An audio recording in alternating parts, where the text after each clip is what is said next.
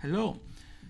So this is an image made with Dolly, and here is the prompt that I will put into the info, and there is also an alternative image. There is this one, and so if you want to make something like this, I will leave this one, this prompt into the info, so that you can reuse it to make something similar to this, but not just like this.